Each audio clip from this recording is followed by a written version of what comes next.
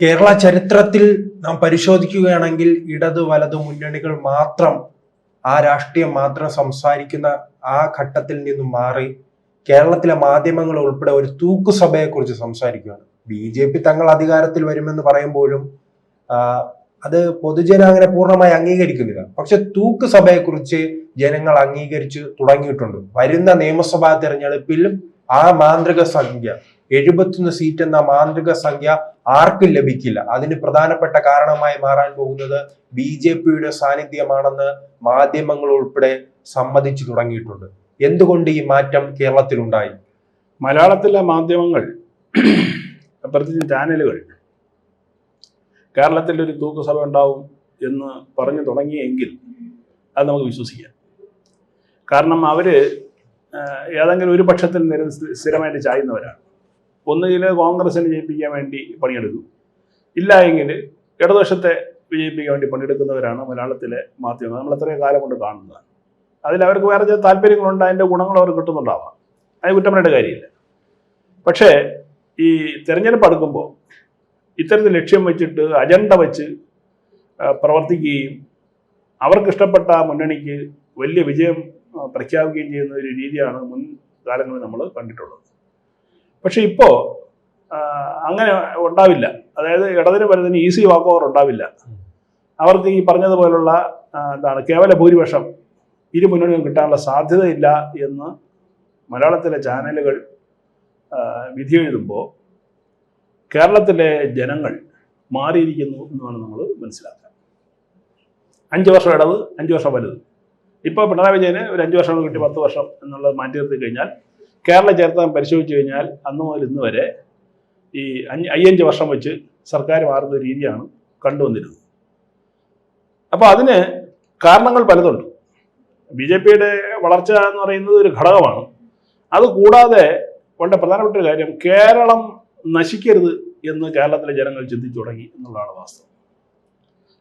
ഒന്നത്. 2, കേരളം ഏതെങ്കിലും ഒരു സമുദായത്തിന്, ഒരു മതത്തിന് തീറെഴുതുന്ന ഒരു സാഹചര്യം ഉണ്ടാവരുത് എന്ന് കേരള ജനത ആഗ്രഹിക്കും. ഇങ്ങനെയുള്ള കാരണങ്ങൾ കൊണ്ടാണ് എനിക്ക് തോന്നുന്നത് ഈ പറഞ്ഞ പോലുള്ള ഒരു തൂക്കുസഭയിലേക്ക് കാര്യങ്ങൾ നീങ്ങുന്നു എന്ന് അവർക്ക് കണ്ടെത്താൻ കഴിഞ്ഞത്.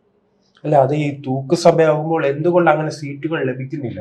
സീറ്റിൽ ലഭിക്കാത്തതിന് ഒന്നിലധികം കാരണങ്ങളുണ്ട്. ഇപ്പോൾ CPM-നെ ഇടതുപക്ഷത്തെ കുറിച്ച് പറയുകയാണെങ്കിൽ അവർക്ക് എതിരെ ശക്തമായ ഭരണവിരുദ്ധ വികാരമുണ്ട്. അതുകൂടാതെ അഴിമതി ആരോപണങ്ങളുണ്ട്. അഴിമതി ആരോപണങ്ങളിലും തെളിയിക്കപ്പെട്ട അഴിമതിയുണ്ട്. കോടിക്കണക്കിന് രൂപയുടെ അഴിമതിയാണ്. ഏറ്റവും അവസാനമായിട്ട് ഇപ്പോൾ രക്തസാക്ഷി ഫണ്ടിന്റെ തട്ടിപ്പ് വരുന്നു. അത് പൊതുജനങ്ങളെ ബാധിക്കുന്ന വിഷയമല്ല. എന്നിരുന്നാൽ പോലും ഇവർ കള്ളന്മാരെ പാർട്ടിയാണ് എന്നുള്ള ഒരു വിശ്വാസം ജനങ്ങളിൽ വരുന്നു. അതിന് ഉപോത്ബലമായിട്ട് ശബരിമലയിലെ സ്വർണ്ണക്കൊള്ള നിൽപ്പുണ്ട്.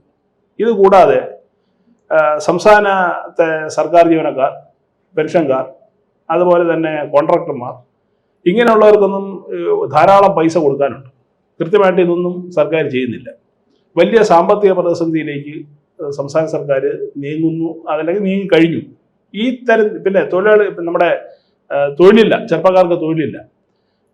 വിദേശ രാജ്യങ്ങളിലേക്കോ മറ്റ് സംസ്ഥാനങ്ങളിലേക്കോ തൊഴിലിന് വേണ്ടി ചേക്കേറേണ്ട സാഹചര്യം വരുന്നു. ഇവിടെ പുതിയ തൊഴിലുകൾ ക്രിയേറ്റ് ചെയ്യപ്പെടുന്നില്ല, പുതിയ വ്യവസായങ്ങൾ ഉണ്ടാകുന്നില്ല. ഈ പറഞ്ഞതുപോലുള്ള മറ്റ് സാധ്യതകളൊന്നും കേരളത്തിലുണ്ടാകുന്നില്ല. കേരളം ഒരു നരകമായി മാറുന്നു എന്ന ഒരു കാഴ്ചപ്പാട് പൊതുവെ നമുക്ക് യുവജനങ്ങൾക്ക് ഉണ്ട് എന്നുള്ളതാണ് ഒരു കണ്ടെത്തൽ. മറുഭാഗത്ത് UDF-നെ സംബന്ധിച്ചിട്ട് പറയുകയാണെങ്കിൽ UDF ഒരു വൻ പരാജയമായിരുന്നു എന്ന് കഴിഞ്ഞ 10 വർഷമായിട്ട് അവർ തെളിയിച്ചവരാണ്. എപ്പോഴും ഈ അഴിമതിയും സ്വജനപക്ഷമാണെന്ന സർക്കാരിനെ ഈ പറഞ്ഞ പോലെ ചോദ്യം നിർത്തേണ്ടതാണല്ലോ പ്രതിപക്ഷം എന്ന് പറയുന്നത്. ഇല്ലെങ്കിൽ അവർ കാണിക്കുന്ന ഈ തെമ്മാടിത്തരം പൊതുജനങ്ങളെ ശ്രദ്ധയെ കൊണ്ടുവരികയും അവർക്ക് നേരെ സമരപരിപാടി നടത്തി അവരെ കൊണ്ട് തിരുത്തിക്കുകയും ചെയ്യേണ്ട ഒരു ബാധ്യത പ്രതിപക്ഷത്തിനുണ്ട്. ഈ കഴിഞ്ഞ 10 വർഷം കൊണ്ട് അങ്ങനെ എന്തെങ്കിലും പ്രവർത്തനം കേരളത്തിലെ പ്രതിപക്ഷം ചെയ്തിട്ടുണ്ടോ? ഒരിക്കലുമില്ല. മറിച്ച് ഈ മാധ്യമങ്ങൾ തന്നെ പലപ്പോഴും ആരോപണം ഉന്നയിച്ചിട്ടുണ്ട്, ഇവരും ഒത്തു കളിക്കുകയാണെന്നുള്ളത്. പ്രതിപക്ഷ നേതാവും മുഖ്യമന്ത്രിയുമായിട്ട് വേറെ ചില ബന്ധങ്ങളുണ്ട് എന്നും പല കാര്യങ്ങളിലും അവരെന്താണ് ഒത്തൊരുമയോടെ മുന്നോട്ട് പോകുന്നതെന്ന് നമ്മൾ കണ്ടിട്ടുണ്ട്. ഇപ്പോൾ നിയമസഭയിൽ തന്നെ കേന്ദ്രത്തിൽ എത്രയോ പ്രമേയം ഇവർ തോളി കൈയിട്ട് അവർ പാസ്സാക്കി. കേന്ദ്രമാണ് നമ്മളെ ജനിക്ക് കൊല്ലുന്നത് എന്ന് പറഞ്ഞുകൊണ്ടിരുന്ന പ്രതിപക്ഷം ഇപ്പോൾ കാര്യം പറയും. ഇലക്ഷൻ ആയപ്പോൾ അവർ പറയാണ്, അല്ല, ഇയാളുടെ മുഖ്യമന്ത്രിയുടെ ഈ ഭരണപരാജയം കൊണ്ടാണ് ഇതൊക്കെ സംഭവിക്കുന്നത് ഇപ്പോൾ കോൺഗ്രസ്സുകാർ പറഞ്ഞത്. പക്ഷേ ഇതിനു മുമ്പ് അങ്ങനെയല്ല പറഞ്ഞിരുന്നത്. ഇവ രണ്ടുപേരും കൂടെ തോളി കൈയിട്ട് കേന്ദ്രമാണ് കേരളത്തെ നശിപ്പിക്കുന്നത് പറഞ്ഞുകൊണ്ട് ഇത് നിരന്തരമായി പറഞ്ഞ് ജനങ്ങൾക്ക് തന്നെ മനസ്സിലായി ഇവർ കള്ളന്മാരാണ്. കാരണം മോഷ്ടിച്ചുകൊണ്ട് പോയവനെ രക്ഷപ്പെടുത്താണ്ട് വേർതിരിച്ച് ചൂണ്ടി കള്ളൻ എന്ന് പറയുന്ന ഒരു സാഹചര്യമാണ് ഇവർ രണ്ടുപേരും കളിച്ചുകൊണ്ടിരുന്നത്.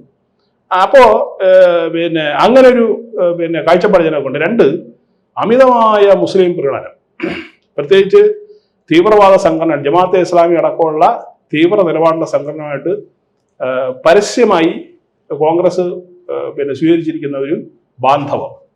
ഇതിൽ ക്രിസ്ത്യൻ ഹിന്ദു വിഭാഗങ്ങൾ എന്താണ് അസംതൃപ്തരാണ്.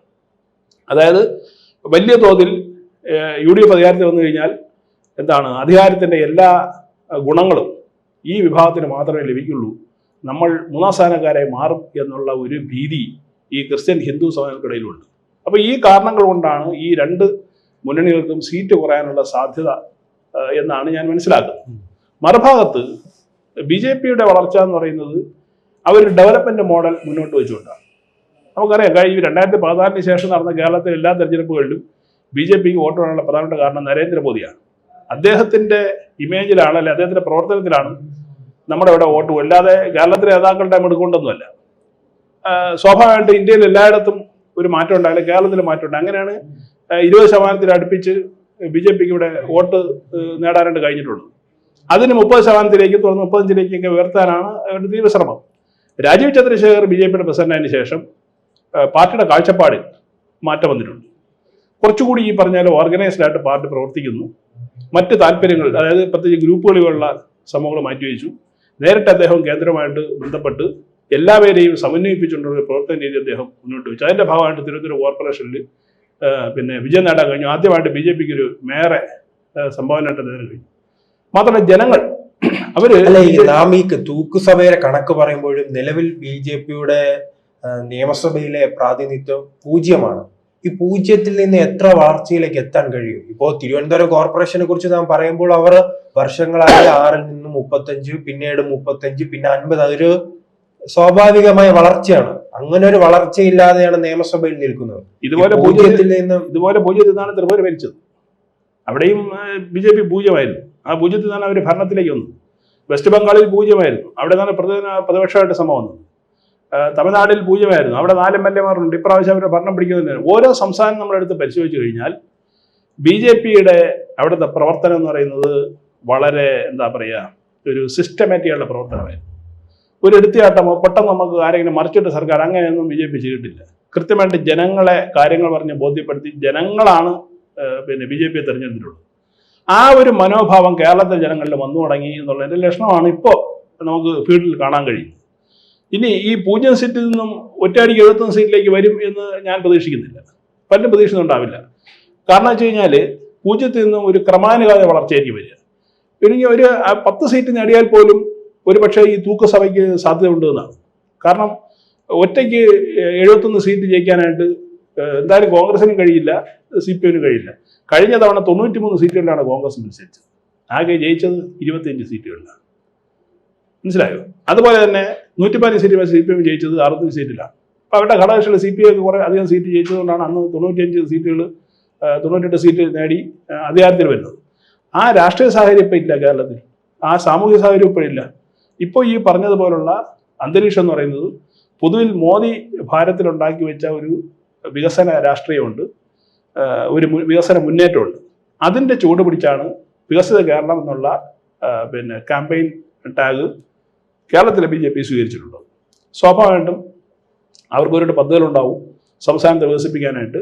സംസ്ഥാനത്തിന് മറ്റ് സംസ്ഥാനങ്ങളെ പോലെ നാട് വിട്ടു പോകാത്ത ചെറുപ്പക്കാർ, നാട്ടിൽ നിൽക്കുന്ന ചെറുപ്പക്കാർ എന്നൊക്കെ ഉള്ള സങ്കല്പം അവർക്കുണ്ടാവാം. അതിനെ ജനം വിശ്വസിക്കുന്നത്, BJP ജനം വിശ്വസിച്ചു തുടങ്ങി എന്നുള്ളതാണ് ഏറ്റവും പ്രധാനപ്പെട്ട കാര്യം. അപ്പം അതുകൊണ്ട് തന്നെ ഈ രണ്ട് കൂട്ടർക്കും ഉണ്ടാകുന്ന ചോർച്ച, അല്ലെ അവർക്കുണ്ടാകുന്ന നഷ്ടം, അത് BJPയുടെ നേട്ടമായിട്ട് മാറും.